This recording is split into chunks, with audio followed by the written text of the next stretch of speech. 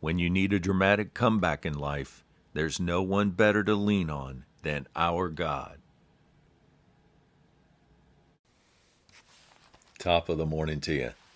When we read Psalm 77 through the eyes of love for the purpose of getting to know our God better, we see how successfully we can navigate in the day of trouble.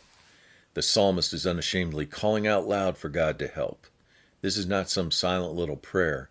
Desperate times call for desperate measures. Why is using our voice so important? It allows us to hear. And what happens when we hear? Hebrews 10:17 says, faith comes by hearing. So when we cry out loud to our God, it builds our faith up. This is especially effective when the person calling out has a right relationship with the Lord, because John 9:31 says, God listens to the godly person who does his will. The psalmist declares in 77:2, in the day of my trouble, I seek the Lord. In the night, I stretch out my hand to God for help, refusing to give up, waiting until I get an answer. Now that's persistence and dedication. As the psalmist waits for his answer, he is hit with doubt and unbelief.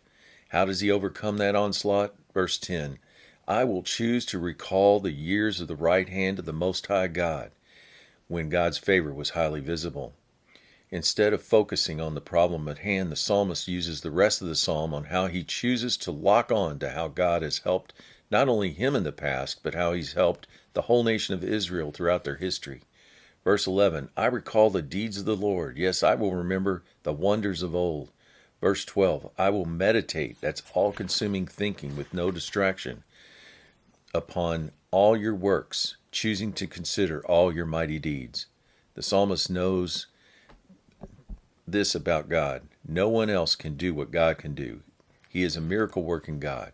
God takes care of his people both now and in the past, like the times he parted the Red Sea and how he uses nature to accomplish his task. Things like tornadoes, rain, lightning, and earthquakes. Our God will stop at nothing to come to our rescue because he loves us. Verse 20, you lead your people like a flock, using men like Moses and Aaron to get the job done. So the word of encouragement today is problems and great trials are going to happen here on earth for us. When they attack, we are to quickly and loudly bring them to God's attention in order to build our faith. Once lifted up, then choose to focus on the upcoming answer rather than the problem.